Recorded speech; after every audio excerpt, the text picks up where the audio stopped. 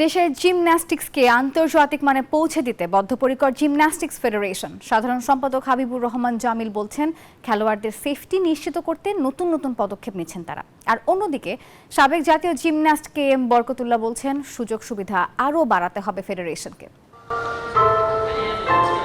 Cricket ফুটবলের ঝলকানিতে অন্ধকারে হাবুডুবু খাচ্ছে দেশের অন্যতম সম্ভাবনাময় খেলা জিমন্যাস্টিক্স। তবে সব বাধা পেরিয়ে আলোর পথে ফিরতে চেষ্টার কোনো ঘাটতি রাখছে না ফেডারেশন, কিন্তু আর্থিক সংকটে আটকে যাচ্ছেন তারা। দেশের পথ পরিবর্তনের পর আবারও ঘুরে দাঁড়ানোর চেষ্টায় প্রথমবারের মতো যুব জিমন্যাস্টিক্স প্রতিযোগিতা আয়োজন করলেও প্রচারণা ও স্পন্সরের অনীহায় সাদামাটাভাবেই চলছে এই আয়োজন।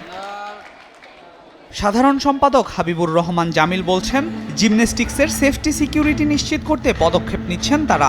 আক্ষেপ নিয়ে নিউজ 24-কে জানান, স্পন্সরের অভাবে আয়োজন করতে পারছেন না বড় বড় টুর্নামেন্ট।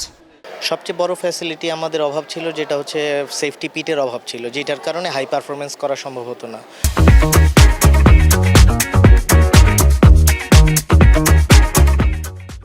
তো আমরা কোরিয়া থেকে কোচ আনি 2022-এ 2 বছর টানা ট্রেনিং হয় কোয়ান্টাম এবং বিকেএসপির কিছু ছেলেদের নিয়ে, যারা আজকে ন্যাশনাল, সিনিয়র এবং জুনিয়র দুটো ক্যাটাগরিতেই পার্টিসিপেট করছে। আন্তর্জাতিক অঙ্গনে জিমন্যাস্টিক্সে বাংলাদেশের তেমন কোনো সাফল্য নেই, তবে খেলোয়াড়রা পর্যাপ্ত সুযোগ সুবিধা পেলে এবং নিয়মিত টুর্নামেন্ট আয়োজন করতে পারলে বাংলাদেশও এই খেলা থেকে পদক অর্জন করতে পারবে বলে মনে করেন সাবেক জাতীয় জিমন্যাস্ট KM বরকতুল্লাহ। নিজস্ব একটা জিম দরকার, যেখানে ছেলেমেয়েরা পার্টিসিপেট করতে পারবে, প্র্যাকটিস করতে পারবে এবং কোনো প্রকার কারোর সাথে শেয়ার করা ছাড়া। এরকম সুযোগ সুবিধাটা থাকলে আমাদের জিমন্যাস্টে আশা করি আমরা অদূর ভবিষ্যতে আমরা ভালো রেজাল্ট নিয়ে আসবো। টুর্নামেন্টে অংশগ্রহণকারী খেলোয়াড়রা জানান, ভবিষ্যতে অলিম্পিকে অংশগ্রহণ করে দেশের জন্য স্বর্ণপদক এনে দিতে চান তারা।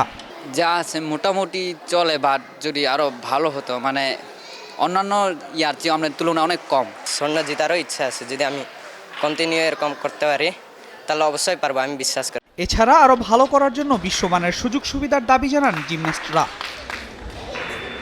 আল মাহমুদ ফাহিম, নিউজ 24, ঢাকা।